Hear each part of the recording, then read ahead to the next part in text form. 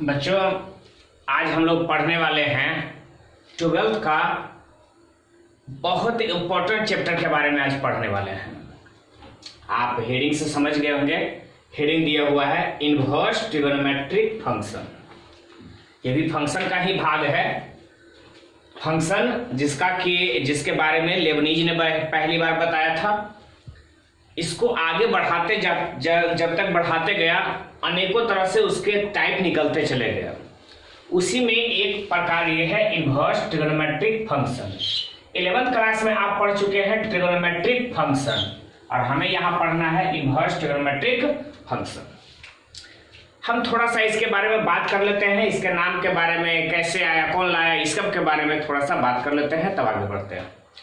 आप जानो, ये 12th में इनवर्स ट्रिगोनोमेट्रिक फंक्शन जो चैप्टर है, इससे 6 से 7 नंबर 8 नंबर तक पूछा करता है, इससे क्वेश्चन पूछा करता है। तो 6-7 नंबर काफी मायने रखता है। और उसमें अगर आप कृष्णा बुक देखोगे, अगर आप बनाते हो, तो मुश्किल से 18-20 क्वेश्चन होंगे। अगर उतना भर बना जाओ तो समझ लो कि आपका ये 6-7 नंबर आपका क्लियर हो गया। आइए बात करते हैं। ये चैप्टर है इनवर्स ट्रिगोनोमेट्रिक फंक्शन। हिंदी में इसको बोला करते हैं व्युत्क्रम त्रिकोणमितीय फलन। आप ट्रिगोनोमेट्रिक फंक्शन का हिंदी पहले से भी जानते हैं, 11th क्लास में क्या बोलते हैं, तो त्रिकोणमितीय फलन। इनवर्स का हिंदी अर्थ होता है उल्टा या व्युत्क्रम। मैथमेटिकल भाषा में बोलते हैं व्युत्क्रम। तो हम लोग इसका हिंदी समझ जाएंगे व्युत्क्रम त्रिकोणमितीय फलन, याद रहेगा। लेकिन इनवर्स ट्रिगोनोमेट्रिक फंक्शन को कई और नाम भी दिया जाता है। इसको जानने के लिए, इसको समझने के लिए और भी कई नाम दिए जाते हैं। जरूरी नहीं आप यहाँ पर हर एक किसी को जान लो तो ज्यादा बेहतर है। कोई जरूरी नहीं, एक आदमी है तो एक आदमी का ढेर सारा नाम है, निक नेम है, फलाना नाम है, बहुत सारा नाम है। उसी प्रकार से इस फंक्शन का और भी नाम है। इनवर्स ट्रिगोनोमेट्रिक फंक्शन को हम बोल सकते हैं और या कर करके inverse circular function.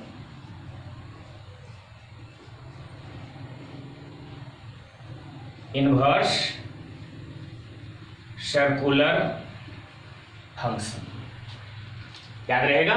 Inverse trigonometric function का ही दूसरा नाम क्या है, इनवर्स सर्कुलर फंक्शन। इसको व्युत्क्रम त्रिकोणमितीय फलन बोलते हैं, इसको व्युत्क्रम वृत्तीय फलन बोलते हैं। चलिए फिर और आगे बतलाते हैं, या कर करके। इसी को और बोला करते हैं आर्कस फंक्शन। नाम याद रखिएगा, आर्कस फंक्शन। इसी के सिमिलर इसका भी नाम होता है, कोई दिक्कत नहीं, याद रखिएगा। अगर कोई पूछ दे तो आप बता देना कि इनवर्स ट्रिगोनोमेट्रिक फंक्शन और आर्कस फंक्शन कुछ अलग नहीं, दोनों सेम ही है।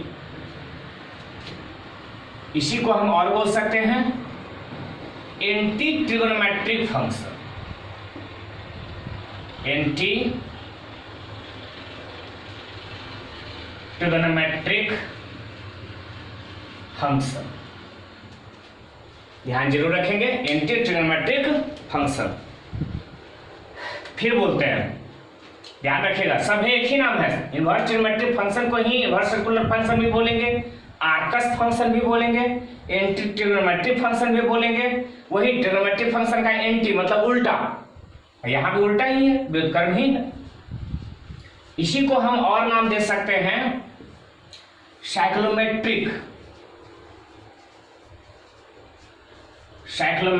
फंक्शन, याद रखिएगा। इनवर्स ट्रिगोनोमेट्रिक फंक्शन को हम लोग इन 5 नामों से हम जान सकते हैं, या तो इनवर्स ट्रिगोनोमेट्रिक फंक्शन, या तो इनवर्स सर्कुलर फंक्शन, या आर्कस फंक्शन, या एंटी ट्रिगोनोमेट्रिक फंक्शन, या साइक्लोमेट्रिक फंक्शन। तो खैर ये तो नाम के बारे में हुआ कि नाम जो है उसके कई सारे नाम से पुकारा जा सकता है। एक ही बात है, वीरेंद्र सहवाग है, ओकरा बीरू भी बोल सकते हैं, सहवाग भी खाली बोल सकते हैं, ढेर सारा नाम है। उसी प्रकार से इस चैप्टर का भी ढेर सारा नाम है। आइए आगे बढ़ते हैं। 1 कहा जाता है कि जो इनवर्स ट्रिगोनोमेट्रिक फंक्शन है, आप लोग जिसके बारे में पढ़ रहे हो, इनवर्स ट्रिगोनोमेट्रिक फंक्शन, इसके बारे में पढ़े हो। इसका सर्वप्रथम इसका खोज जो किया था, इसके बारे में जो सबसे पहले बताया था, इन्वर्स के बारे में, ट्रिग्नोमेट्रिक फंक्शन के बारे में नहीं बात कर रहे हैं। ट्रिग्नोमेट्रिक फंक्शन के बारे में सर्वप्रथम बताने का काम आर्यभट्ट ने ही किया था। यही उन्होंने ही बताया था साइन, कोसाइन, इन सब के बारे में। इसी को बोलते हैं जया, कोजया, इन सब के बारे में पहली बार बताने का काम किया था आर्यभट्ट ने। कहते हैं यही गणित धीरे धीरे अरब तरफ चला गया। कुछ आदान प्रदान होने की वजह से, कुछ वहां की जानकारी यहाँ, यहाँ की जानकारी इधर हो जाने की वजह से यही प्रयोग देखा जाने लगा अरब के तरफ में। और अरब में अल-ख्वारिज्म नाम कर करके अलजेब्रा का खोजकर्ता भी माना जाता है। अल-ख्वारिज्म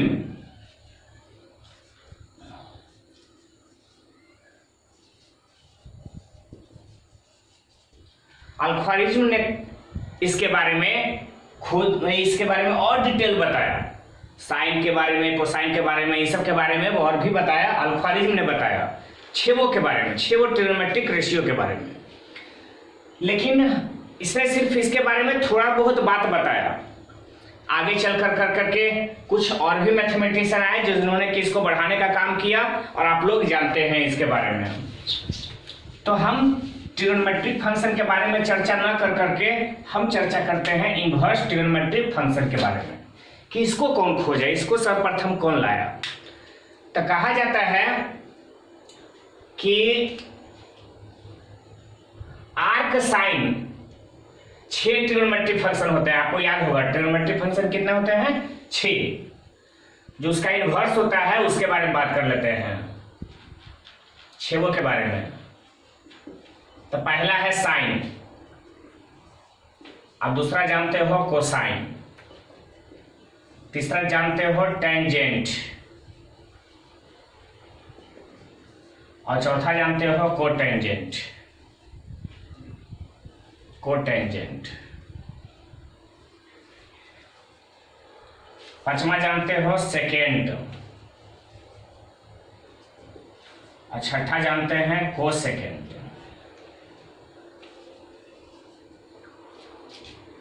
इन सब का इन्वर्स, साइन का inverse arc sine, arc sine, या फिर इसी को ए साइन, ए साइन,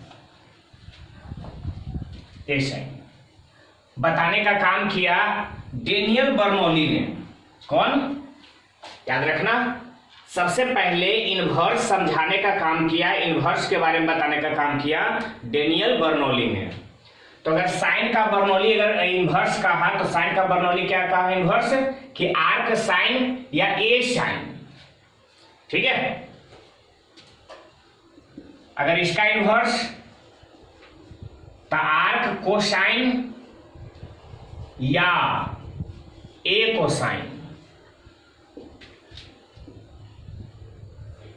अगर इसका इन्वर्स तो आर्क टेंजेंट या ए टेंजेंट। कोटेंजेंट इन्वर्स है आर्क कोटेंजेंट या फिर ए कोटेंजेंट। सेकेंड है इन्वर्स, इसका अगर करते हैं तो आर्क सेकेंड या फिर ए सेकेंड।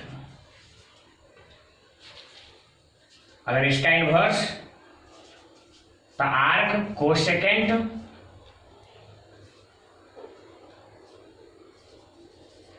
या फिर इसी को ए कोसेकेंड। इन सब चीजों के बारे में पहली बार बताने का काम किया था डेनियल बर्नौली ने। 1700 ईस्वी के दरमियान में इन्वर्स निकालने का सिलसिला शुरू हुआ और वो शुरुआत किया डेनियल बर्नौली ने। तो हम ये बोल सकते हैं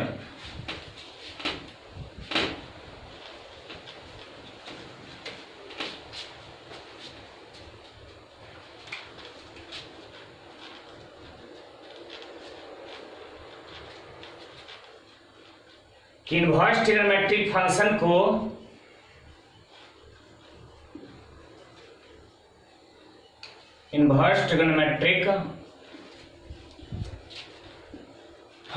को इज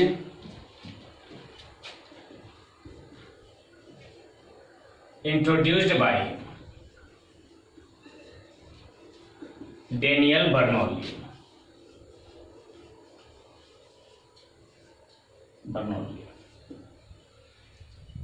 कब?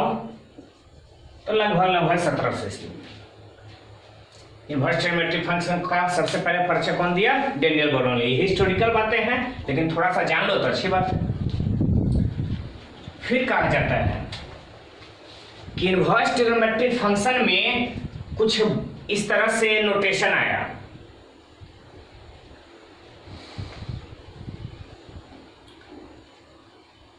यहां sign inverse x, cos inverse x, tan inverse x, cot inverse x, sec inverse x और cosec inverse x.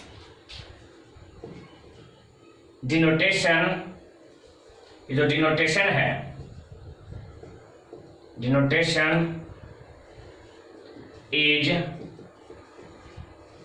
Introduced by John Herschel.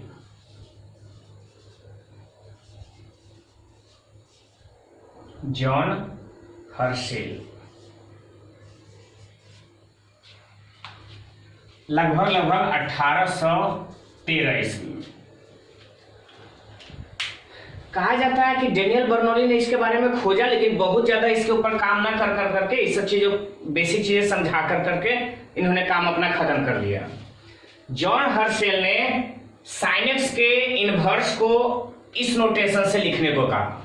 Sign x का inverse sine inverse x, cos x का inverse cos inverse x, tan x का inverse tan inverse x, cot x का inverse cot inverse x, sec का inverse sec inverse x और cosec का inverse cosec inverse x. इसको जो सूचित करने का जो तरीका है, इसको सर्वप्रथम कौन बताया? जॉन हर्शेल ने। तो ये सब तो हो गई हिस्टोरिकल बातें। हमें ज्यादा ध्यान इस पर देना है कि हम इस चैप्टर को बनाएंगे कैसे, उसके लिए क्या क्या थ्योरी है, इस सब चीजों के बारे में जान लेते हैं। हम हिंदी समझा चुके हैं। अगर आप हिंदी हम बोल देते हैं सभ्य के बारे में, बाकी आप अपने लिख सकते हो। अब सभ्य का हिंदी लिखना संभव नहीं है। खैर आगे बढ़ते हैं। आप लोग जान चुके हैं कि इसको जॉन हर्शेल इनवर्स के बारे में बतलाया या फिर सर्वप्रथम पहले बतलाने का काम किया था डेनियल बर्नौली ने। अब इसके आगे बढ़ते हैं और कुछ जानकारी और लेते हैं। हम लिख सकते हैं कि there are 6 inverse trigonometric function.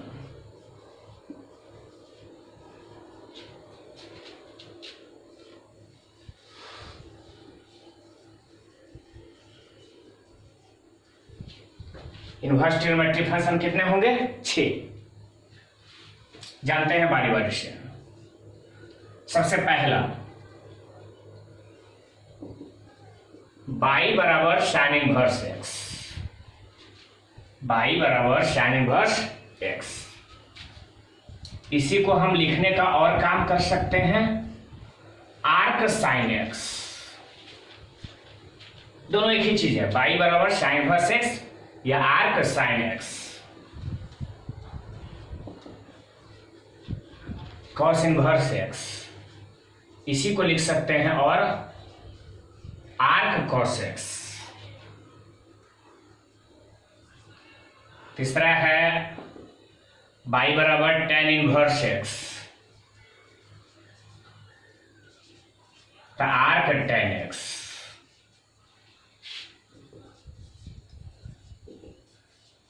By बराबर cot इनवर्स एक्स, इसी को और बोल सकते हो आर्क cot एक्स। बाई बराबर सेक इनवर्स एक्स, इसी को और बोला जा सकता है आर्क सेक x.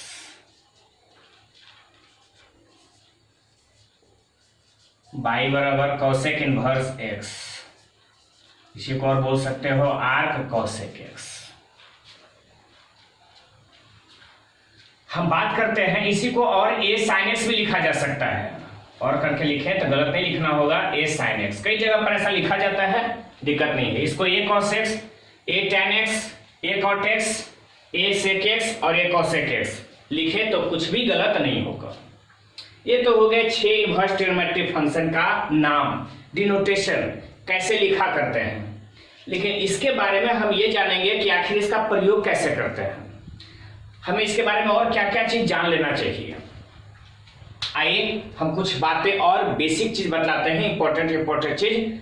Sign inverse x, sine x, इन दोनों के बीच में रिलेशन कुछ समझाता है, समझिएगा।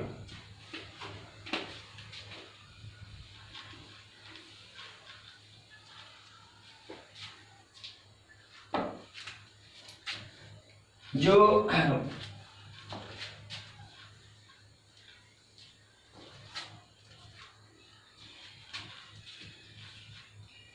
पहला नंबर में था, कुछ नोट में ध्यान रखिएगा। साइन इनवर्स एक्स है, हम इसको कभी भी बराबर नहीं कहेंगे। साइन इनवर्स एक्स और साइन एक्स पर पावर -1 ये बराबर नहीं है। आपसे कोई पूछे कि साइन इनवर्स एक्स, जैसे इसको हम बराबर कह सकते हैं कि साइन स्क्वायर एक्स है, या लिखें कि साइन एक्स का पावर 2 है। साइन एक्स का स्क्वायर है या साइन स्क्वायर एक्स है, दोनों एक ही चीज है। लेकिन साइन एक्स पर पावर -1 है और साइन इनवर्स एक्स है, ये दोनों इक्वल नहीं होंगे। आप ध्यान रखिएगा इसका, निगेटिव के लिए ही काम नहीं करता। अगर फिर आपसे कहा जाए कि क्या इनवर्स है, तो इसको लिख दें कि 1/sin x इनवर्स है, नीचे जाएगा तो प्लस में हो जाएगा, इन्हें माइनस है तो इन्हें प्लस हो जाएगा, तो नहीं, ये भी गलत लिखना होगा। Sine inverse x not equal to 1/sin x, या sine inverse x sine x का इनवर्स के बराबर नहीं होगा। जैसे हमसे यहां पूछा करेगा, क्वेश्चन पूछ देगा sine inverse x equal to, आपसे ऑप्शन में दे देगा कि साइन एक्स का पावर -1 या 1/sin x, या फिर दे देगा आर्क साइन एक्स, या डी ऑप्शन में दे दे नन ऑफ दीज, इनमें से कोई। ठीक है, साइन इनवर्स एक्स का वैल्यू क्या सही होगा? क्या ये हो सकता है, अगर हम नहीं पढ़ रहे होते, नोट में नहीं जान रहे होते, तो लगता कि नहीं है ये इनवर्स तो अपनी पावर में आ जाएगा, कोई दिखते नहीं है। ई वाला भी हमको सही लगता है, इनवर्स है तो 1/sin x लगता है कि नहीं, ना ही ये होगा, ना ही ये होगा और ना ही ये होगा। साइन इनवर्स x को बोला जाता है आर्क साइन x, इसलिए हम लोग ऑप्शन नंबर सी मारेंगे और सी में होगा आर्क साइन x, यही हमारा सही आंसर होगा। तो नोट में थोड़ा सा ध्यान रखिएगा, इस सब पर आपको कंफ्यूज ना करें, इसी के लिए हमने आपको इसको बता भी दिया है। और बढ़ते हैं आगे।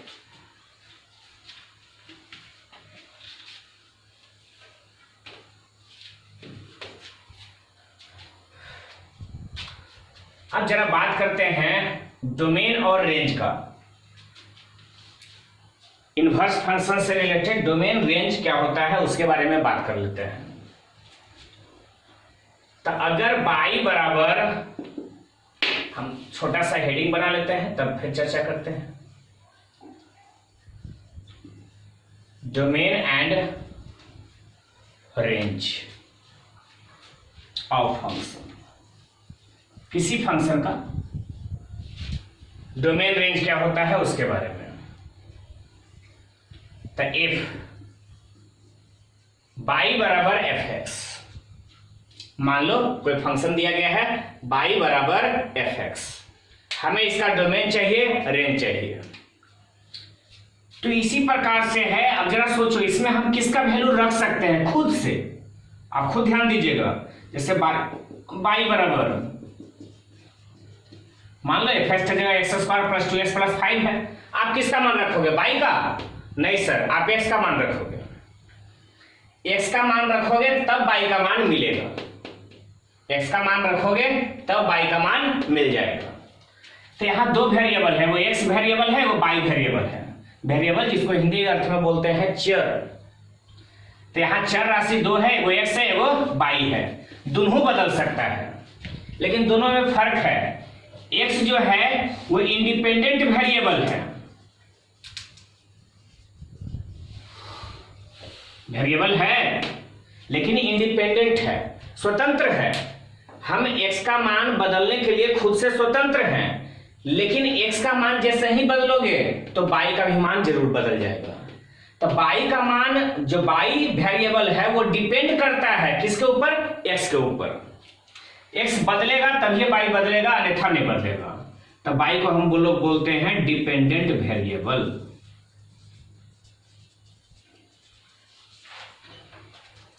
याद रखिएगा y बराबर एफ एक्स है, तो x को हम क्या बोल सकते हैं, इंडिपेंडेंट वेरिएबल। कारण तो x का मान हम खुद रख सकते हैं, x का मान 2 3 हम अपने से रख सकते हैं, और x का मान जैसे ही रखोगे तब y का मान मिलेगा, इसलिए हम y को बोल सकते हैं डिपेंडेंट वेरिएबल।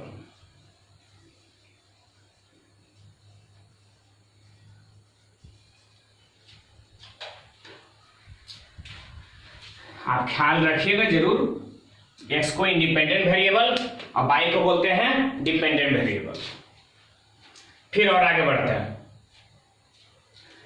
ये जो इंडिपेंडेंट वेरिएबल है ये क्या होता है, डिपेंडेंट वेरिएबल क्या होता है, ध्यान रखिएगा। इंडिपेंडेंट क्या है, x को हम और भी नाम दे सकते हैं, वो है क्या, वो बतलाते हैं।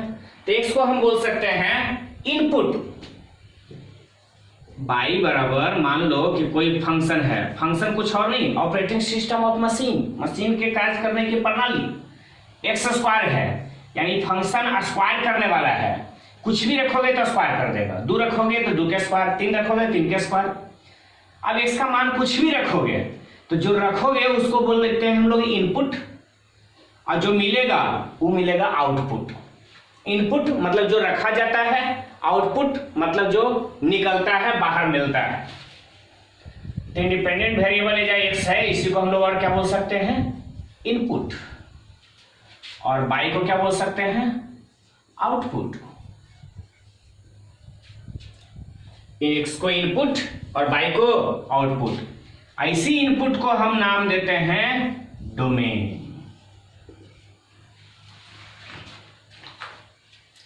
इसी आउटपुट को हम नाम देते हैं रेंज।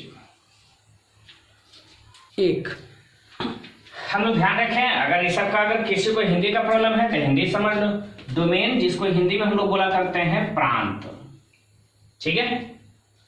डोमेन का मतलब वो हिस्सा जो हम रख सकते हैं, ध्यान रखिएगा।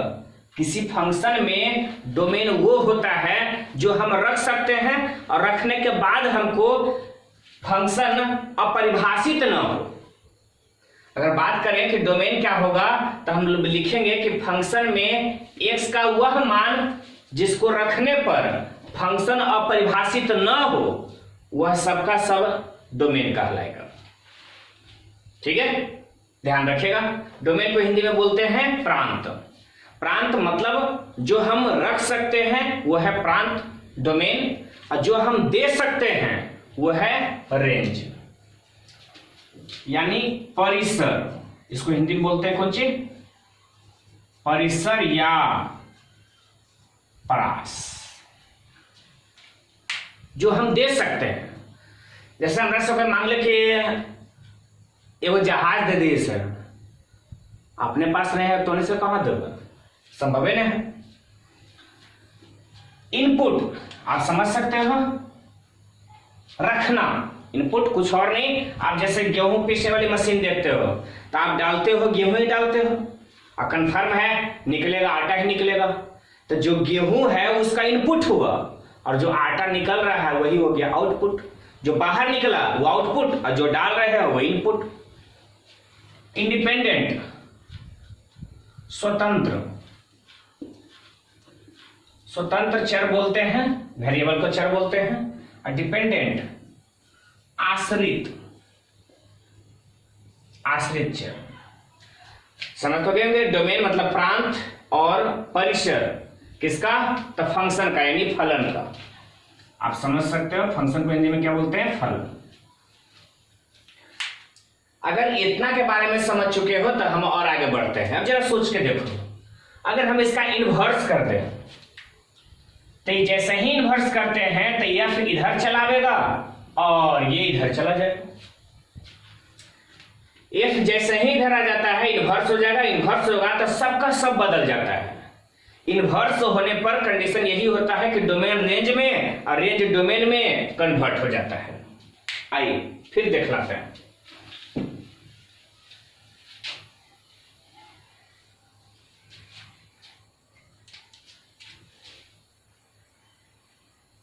मान लो इस तरह से दिया गया है कि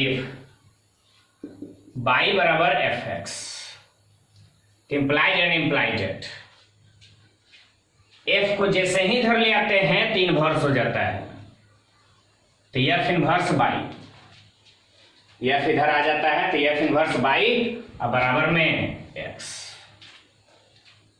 ठीक है, बाई बराबर एफ एक्स, एफ इधर आ जाता है तो एफ इनवर्स बाई बराबर में एक्स। ख्याल जरूर रखिएगा, एक्स यहां क्या कहलाएगा जी? डोमेन। बाई क्या कहलाएगा? रेंज। लेकिन एक्स इसमें आप मान रख सकते हो, इनपुट है इसलिए डोमेन कहलाएगा, और आप रखने के बाद जो मान मिलेगा वो आउटपुट होगा, और बाई ही आउटपुट है इसलिए रेंज कहलाएगा। लेकिन जैसे ही इन्वर्स होता है तब इस इन्वर्स में आप एक्स का मान नहीं रखिएगा, बाई का मान रखिएगा, तो बाई कौन सी हो जाएगा? डोमेन। जिसका मान रखा जाता है इनपुट, तो किसका मान रखिएगा? F inverse. बाई की जगह 2 रख सकते हैं, 3 रख सकते हैं, 4 रख सकते हैं, या आपकी मर्जी जो रखिए। आप डायरेक्ट एक्स का मान नहीं निकाल सकते हैं या नहीं लिख सकते हैं। बाई का मान जैसा रखिएगा उस प्रकार से एक्स का मान आवेगा। तो बाई का मान जब रखना है तो इनपुट ही ना हुआ, और ये बाहर जब निकलेगा मान तब आवेगा, तो ये आउटपुट हुआ। इनपुट को डोमेन और आउटपुट को हम लोग रेंज बोलते हैं। ठीक है, फिर और आगे बढ़ते हैं। यहां से नोट में करके लिखना ये गलत नहीं होगा कि किसी भी फंक्शन का जो डोमेन होगा उसके उस फंक्शन के इनवर्स का एक्स इस फंक्शन का डोमेन है, और जैसे ही इनवर्स करते हैं तो एक्स कौन सी हो जाता है? रेंज। इसका मतलब ये है डोमेन ऑफ एफ, किसी फंक्शन का डोमेन बराबर होगा रेंज ऑफ एफ इनवर्स। याद रखिएगा, एफ का डोमेन एफ इनवर्स के रेंज के बराबर होगा। दूसरी बात, रेंज ऑफ एफ बराबर होगा domain of F inverse. F का डोमेन एफ इनवर्स के रेंज के बराबर, एफ का रेंज एफ इनवर्स के डोमेन के बराबर। ध्यान जरूर रखिएगा, जैसे ही किसी फंक्शन का इनवर्स होता है तब डोमेन रेंज में और रेंज डोमेन में कन्वर्ट हो जाता है। बस इतना याद रखना है। आगे और बढ़ते हैं, बतलाते हैं फिर।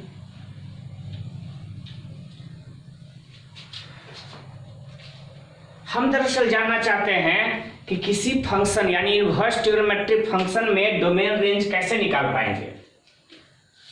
बाई बराबर साइन इनवर्स एक्स है, साइन इनवर्स एक्स में डोमेन क्या होगा? साइन इनवर्स का डोमेन क्या होगा? कॉस इनवर्स का डोमेन क्या होगा? तो हम लोग इसके बारे में क्या करते हैं, थोड़ा सा समझा लेते हैं फिर आगे बढ़ जाते हैं। तो किसी भी फंक्शन का अगर एक डोमेन इनवर्स चाहिए तो उसके लिए 2 चीजों का होना जरूरी है। वह फंक्शन 1 होवे और ऑन टू होवे।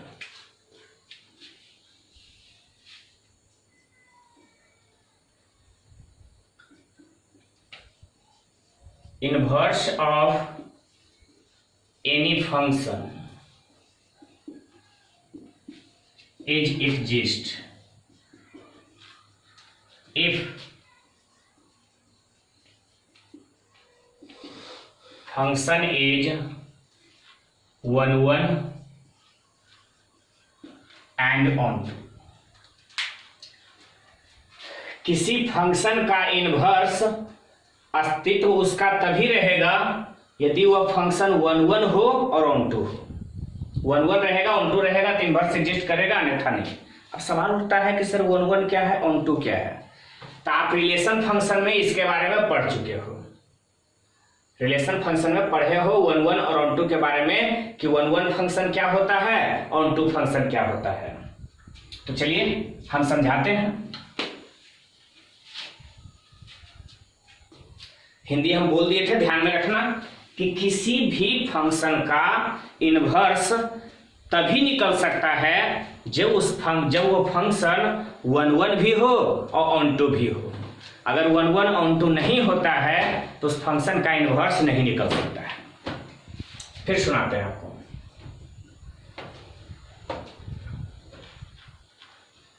जैसे मान लो आपका ये फंक्शन है y बराबर sin x। जानना हम ये चाहते हैं कि क्या ये फंक्शन 1 1 ऑन टू है। अगर ये फंक्शन 1 1 ऑन टू है तब तो हम इसका इनवर्स निकाल सकते हैं। तो इनवर्स हो क्या जाएगा कि साइन को उधर लेकर चल जाएंगे, तो साइन इनवर्स y बराबर x होना काफी आसान है। लेकिन तब ये हो सकता है जब हमको ये पता चले कि ये फंक्शन 1 1 है कि नहीं। और अगर 1 1 नहीं है, ऑन टू नहीं है, तो हम 1 1 ऑन टू में लाने के लिए उसके डोमेन और रेंज को श्रिंक कर देंगे, डोमेन और रेंज को छोटा कर देंगे। बताते हैं कैसे। तो y बराबर sin x है, आप इसका ग्राफ पढ़े थे 11th क्लास में। ये रहा x और ये रहा x डैश, ये रहा y और ये रहा y डैश।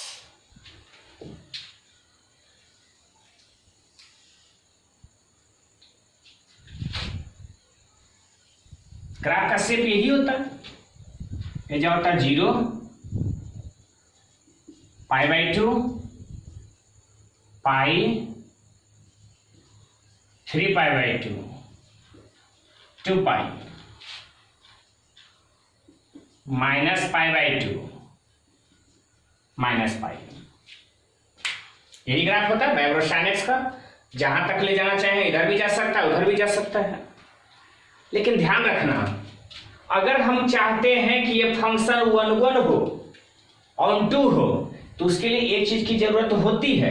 वो क्या है बताते हैं कि अगर हम एक्स एक्सिस के पैरेलल में कोई लाइन खींचे तो ऊपर खींचे या नीचे खींचे तो वह एक बिंदु से ज्यादा पर कट नहीं करना चाहिए। याद रहेगा। ई मिलता है लास्ट यहां -1 तक और यहां मिलता है 1 तक। जानते हैं sin x का मिनिमम वैल्यू -1 और मैक्सिमम वैल्यू +1। एक्स एक्सिस के पैरेलल अगर कोई लाइन खींचते हैं और अगर एक जगह से ज्यादा जगह पर कट कर रहा है तो कंफर्म है उस हिस्सा को पहले मिटा दोगे, 1 1 ऑन टू हो जाएगा। अगर आप जिस अनुसार हम कह रहे हैं उस अनुसार से काम करोगे तब। लेकिन एक बात का और भी ध्यान रखना है, जब भी ग्राफ लेना है तो ओरिजिन के सटा हुआ, ओरिजिन के अगल बगल ही लेना है, ज्यादा दूर नहीं लेना है। तो बताओ एक्स एक्सिस से अगर हम पैरेलल में अगर वो कोई लाइन खींचे, जैसे ही लाइन खींच दी है, तो आप बताओ कितना बिंदु पर कट कर रहा है। यहाँ कट कर रहा है 1 2, ग्राफ को, कहीं और नहीं, ग्राफ को 1 बिंदु पर, 2 बिंदु पर, 3 बिंदु पर कट कर रहा है ना। तो क्या ऐसा करें कि जो कि एक के बिंदु पर कट करे? तो सर इनने से नौका पटिला मिटा दीजिएगा, नहीं तो कंफर्म है कि एक के बिंदु पर कट करेगा। आप लोग भी ध्यान में रखोगे यहीं पर। और सर इहेला काहे ले, इहेला काहे नहीं मिटा दे? तो पहली बार हम बोल दिए हैं कि मूल बिंदु से सटा हुआ लेना है। तो मूल बिंदु से ये वाला सटल है, क्यों वाला सटल है? तो ये वाला सटा हुआ है, तो ये वाला लेंगे और नौका पटिला मिटा देंगे। चलो ये मिटा देते हैं। एने पटिला भी दूर है मूल बिंदु से, तीला भी मिटा देते हैं। अब आप लोग बताओ एक्स एक्सिस के पैरेलल में अब कोई भी लाइन लोगे तो ग्राफ को एक जगह से ज्यादा पर कट करेगा नहीं, और अगर एक ही जगह पर कट कर रहा है इसका मतलब कंफर्म है कि वो फंक्शन 1 है। चलिए फिर और आगे बढ़ते हैं। नीचे भी वही चीज कि एक्स एक्सिस के पैरेलल अगर कोई लाइन खींचे तो कम से कम एक बिंदु पर कट करना चाहिए, और कम से कम नहीं एक ही बिंदु पर कट ही करना चाहिए, ज्यादा नहीं होना चाहिए, और वो भी मूल बिंदु से सटा हुआ। तो आप बताओ यहां से हम खींच दिए तो यहां भी कट कर रहा है, यहां भी कट कर रहा है, यहां भी कट कर रहा है, यहां भी कट कर रहा है, तो इस मूल बिंदु से तो बहुत दूर है, इसको मिटा दो। अच्छा ये वाला सटा हुआ है कि वाला जाते तो मूल बिंदु से ये सटा हुआ है, तो फिर मिटा। अब जो बच गया है वही sin x का जो फंक्शन होगा, इतना ही में फंक्शन का इनवर्स हो सकता है, इससे ज्यादा में फंक्शन का इनवर्स नहीं निकलेगा। तो आप लोग बताओ, लिख सकते हैं क्या कि inverse of sin x is possible. sin x का इनवर्स संभव है, inverse of sin x is possible if, यदि। कब संभव है वो बता देते हैं। तब संभव है जब x का मान -π/2 से +π/2 तक लिया जाए और y का मान -1 से +1 तक लिया जाए। x बिलोंग्स टू -π/2 से +π/2 एंड y बिलोंग्स टू, इसको हम लोग बोलते हैं बिलोंग्स टू। बिलोंग्स टू जिसका हिंदी अर्थ होता है कि सदस्य है, तो x सदस्य है -π/2 से +π/2 तक है, अब y सदस्य है, y सदस्य कहां से कहां तक, तो -1 से +1 तक, अब -1 से +1 तक। तो सॉरी, sin x का इनवर्स तभी संभव है जब x का मान इतना होगा और y का मान इतना होगा। उसी प्रकार से sin x है, cos x है, tan x है, सभी का हम बांट करके ऐसा में रख देते हैं, x का मान y का मान ऐसा से छाट के रख देते हैं कि जितना में वह इनवर्स हो सकता है। तो चलो हम उसका एक लिस्ट बना देते हैं पूरा का पूरा। अगर आप चाहो तो cos x का भी आप देख सकते हो। चलिए और देखला देते हैं कि y बराबर cos x है, तो ग्राफ आप जानते हो 11th में पढ़ाया गया होगा।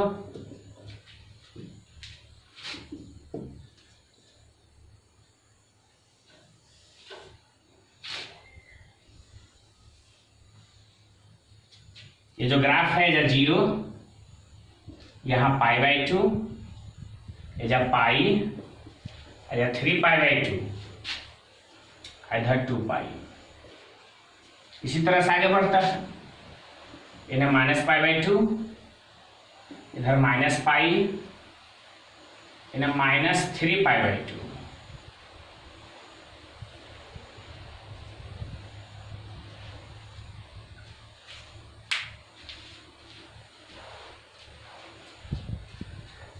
ज्यादा समस्या भी नहीं है, ग्राफ आप पढ़े हो, ये लगे हम लिख दिए।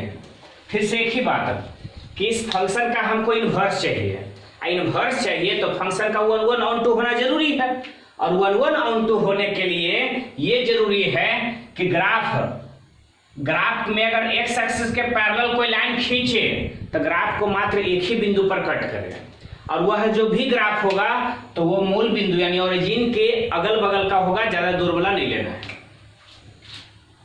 जैसे ये है, तभी कट कर रहा है 1 2 3 4 जगह पर। अगर पॉजिटिव वाला मिल रहा है, निगेटिव वाला मिल रहा है तो अच्छा है, पहले पॉजिटिव वाला ही। अब बताओ, ये तो नहीं लेंगे, मूल बिंदु से सटा हुआ या तो ये है या तो ये है, ये वाला नहीं सटा हुआ है, तो ये वाला तो मिटाना ही होगा, ये नौका पटेला भी मिटाना होगा। लेकिन इन दोनों में किसी एक को हमको मिटाना पड़ेगा जबरदस्ती, रूल के अधीन तो दोनों है। एक्स एक्सिस से जितना π/2 तक यहाँ है, इधर भी -π/2, यानी लेंथ तो नभी तक है दोनों, या तो इन्हें ले या तो इन्हें ले, तो हमेशा जब भी जरूरत पड़े कि हमको पॉजिटिव में लेना है और निगेटिव में लेना है तो जरूरत ज्यादा अच्छा रहेगा कि पॉजिटिव में लीजिए, निगेटिव में ले सकते हैं, ऐसा नहीं कि इधर वाला नहीं लेंगे। एने वाला लीजिएगा तो निचलौका वाला भी एनही वाला लेवे पड़ेगा, और पॉजिटिव में लीजिएगा तो नौका लीजिएगा तो वही लेवे पड़ेगा फिर आगे, तो यह वाला मिटा देते हैं। अब आप फिर देखो नीचे में तो 1 2 3 4 बिंदु पर कट कर रहा है, तो ये तो दूर है, ये वाला भी दूर है, तो इन दोनों के तो ऐसे मिटा देंगे। मूल बिंदु से ये वाला हिस्सा और ये वाला हिस्सा बराबर दूरी पर है, π/2 से पाई 90 से 180 के बीच, आई भी 90 से 180 के बीच, तो दोनों मूल बिंदु से समान दूरी पर है। तो जब एगो पॉजिटिव तरफ लिए हो तो एगो निगेटिव तरफ नहीं लेंगे, दोनों पॉजिटिव में ले लेंगे, तो ये वाला ले लेंगे, आई नौका पट्टी वाला फिर से काट देंगे। तो जानते हो यहां से लिख पाएंगे कि inverse of cos x is possible. cos x का व्युत्क्रम यानी इनवर्स संभव है, possible if x belongs to 0 से पाई, x का मान 0 से pi and y belongs to, आपको याद होगा मिनिमम वैल्यू होता है -1 और मैक्सिमम वैल्यू होता है +1, तो -1 से +1। तो cos x का इनवर्स कब संभव है? जब x का मान 0 से पाई तक हो और y का मान -1 से 1 तक हो। इसी प्रकार से tan x cot x सभी का हम लोग छाट सकते हैं, हम उसका एगो लिस्टे बना करके लिख देते हैं एक ही बार में।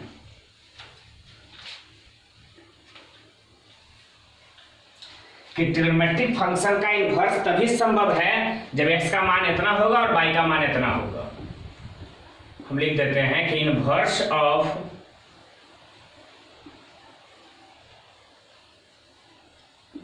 Trigonometric function is possible.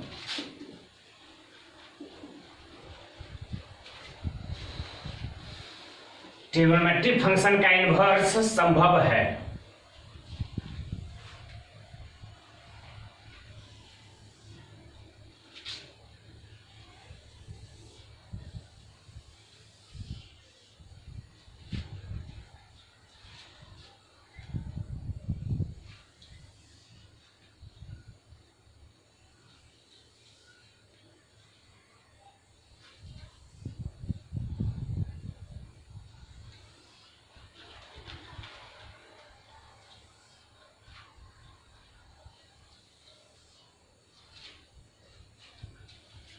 ध्यान रखिएगा, इनवर्स ट्रिग्नोमेट्रिक फंक्शन तभी संभव है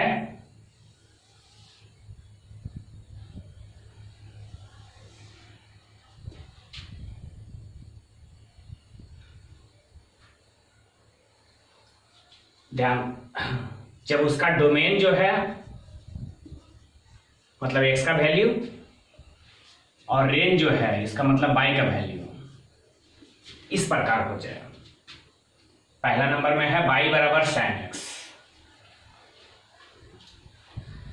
याद रखिएगा y बराबर sin x, इसका इनवर्स कब निकाला जा सकता है वही बात कर रहे हैं। x का मान कहां से कहां तक होगा और y का मान कहां से कहां तक होगा, अगर ये दोनों बातें आप ध्यान में रखोगे तब उसका इनवर्स निकालोगे, अन्यथा नहीं।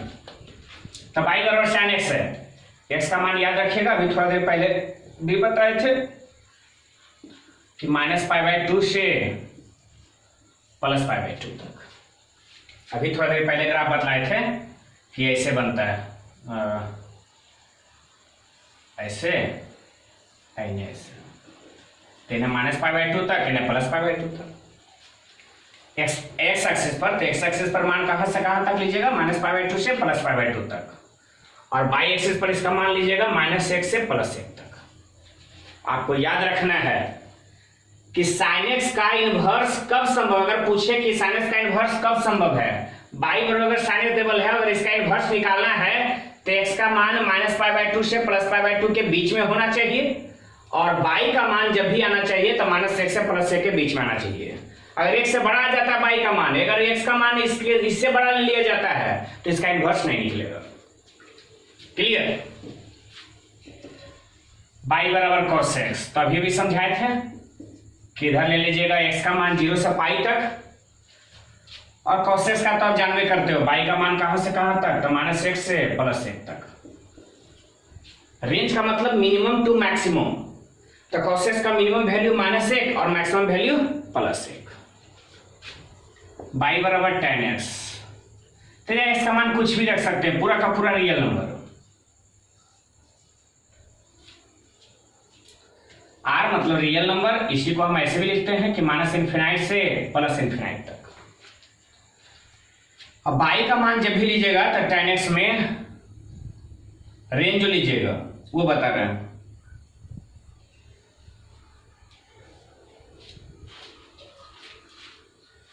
चलिए ये थोड़ा सा उल्टा हो रहा है, रुक जाओ, इसको बदल देना है।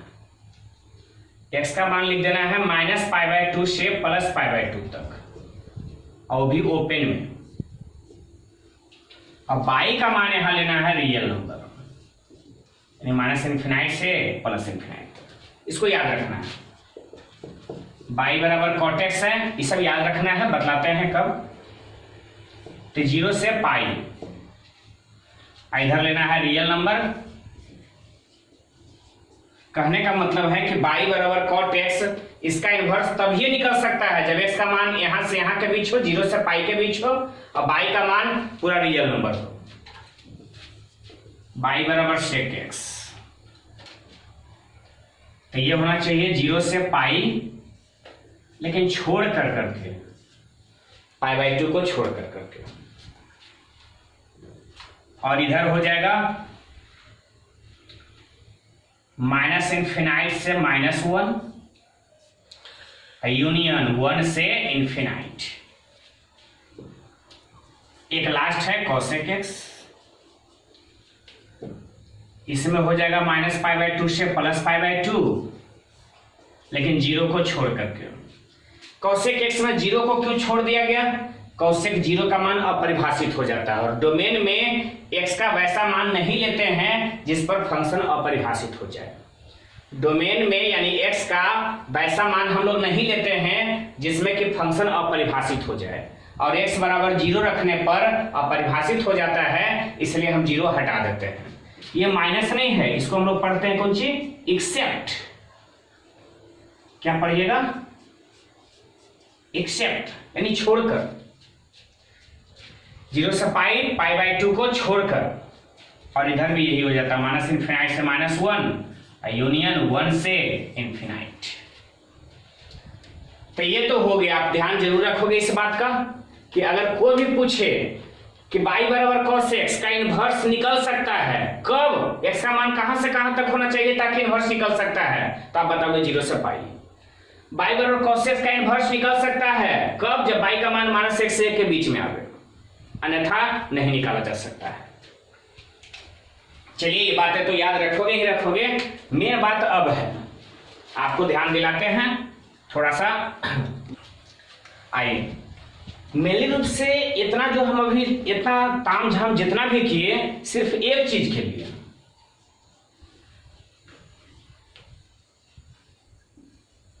Domain and range of ITF। समझ तो गए होंगे? Inverse trigonometric function, inverse trigonometric function. Inverse trigonometric function का डोमेन और रेंज जानना था, तो आपको हम पहले ही बताए थे।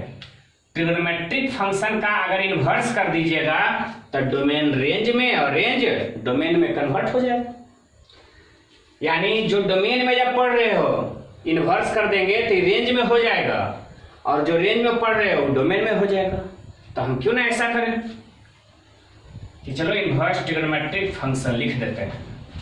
पहला बाई बराबर sign inverse x, cos inverse x, tan inverse, cot inverse, sec inverse और cosec इन्वर्स।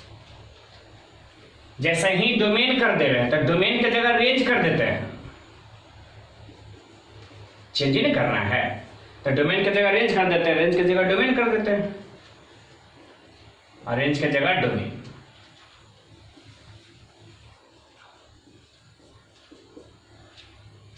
ये जैसे आपको याद रखना है, हमेशा सुनाते हैं, ध्यान दीजिएगा। आपको एक नंबर गारंटी है कि इतने में से आवेगा। अभी तक जितना पढ़ाए हैं ना उसमें से अगर कुछ याद रखना है इंपॉर्टेंट तो बस ये वाला, पूरे 1 घंटे का मेहनत का बस परिणाम यही निकला है, यही याद रखना है। बाकी पीछे हम क्या बतलाए हैं वो आपको विशेष ज्यादा नॉलेज चाहिए, उसके लिए उसको ध्यान में रखना है। अगर आपको क्वेश्चन बनाने के लिए जानना है तो क्वेश्चन बनाने के लिए ये वाली बातें आपको याद रखनी है, ठीक है। डीपली नॉलेज चाहिए तो एक एक बात को 2-2 बार 3-3 बार दोहराइए, पढ़िए।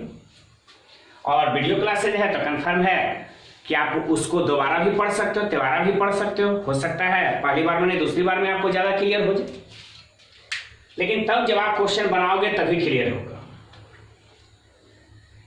आपको पहले बताया था कि इनवर्स ट्रिग्नोमेट्रिक फंक्शन 6 होते हैं, 6 वो लिखा हुआ है। आपसे कोई पूछेगा हम ही पूछेगा y बराबर sign inverse x, sign inverse x का डोमेन क्या होगा? आप जवाब दोगे -1 से +1। साइन इनवर्स एक्स का डोमेन क्या होगा? तो -1 से +1, लेकिन क्लोज इंटरवल में ध्यान रखिएगा, इसको हम लोग क्लोज इंटरवल बोलते हैं। ये देखो जब बड़ी ब्रैकेट में है तो सॉरी बड़ी ब्रैकेट में है अगर रहेगा इसको हम बोलेंगे क्लोज इंटरवल, क्लोज इंटरवल। और दोनों तरफ छोटी ब्रैकेट रहेगा तो ओपन इंटरवल।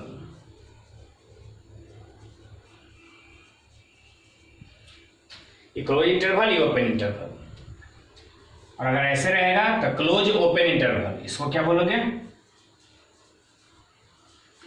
Closed open. पहले क्लोज है बाद में ओपन है। छोटकी ब्रैकेट से रहे ना तो ओपन, और बड़की ब्रैकेट से रहे तो क्लोज, इसको बोलेंगे ओपन क्लोज इंटरवल। ये ओपन है ये क्लोज, ये क्लोज है ये ओपन, ये दोनों तरफ ओपन तो ओपन इंटरवल, दोनों तरफ क्लोज तो क्लोज इंटरवल। तो आपको इतना याद रखना चाहिए कि साइन इनवर्स एक्स का डोमेन क्या होगा? तो -1 से 1, लेकिन क्लोज इंटरवल में। कॉस इनवर्स एक्स का डोमेन क्या होगा? तो -1 से 1, क्लोज इंटरवल में। tan इनवर्स एक्स का डोमेन क्या होगा? तो रियल नंबर। कॉट इनवर्स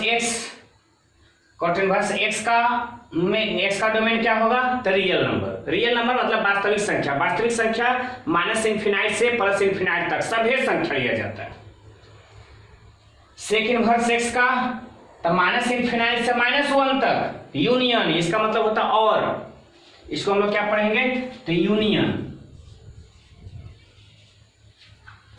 -∞ से -1 तक, जबकि -∞ ओपन में और -1 क्लोज में, ठीक है। और 1 से इन्फिनाइट, तो 1 क्लोज में और इन्फिनाइट जो है ओपन में। आप सीधे ऐसे बोलोगे -∞ से -1 यूनियन 1 से इन्फिनाइट। कॉसेक इनवर्स एक्स का डोमेन तो -∞ से -1 यूनियन 1 से इन्फिनाइट। अब सुनो, दुदुओं का डोमेन एक जैसा होता है, याद करने के लिए हम बता रहे हैं। Sine inverse x, cos inverse x, इन दोनों का डोमेन होगा -1 से 1।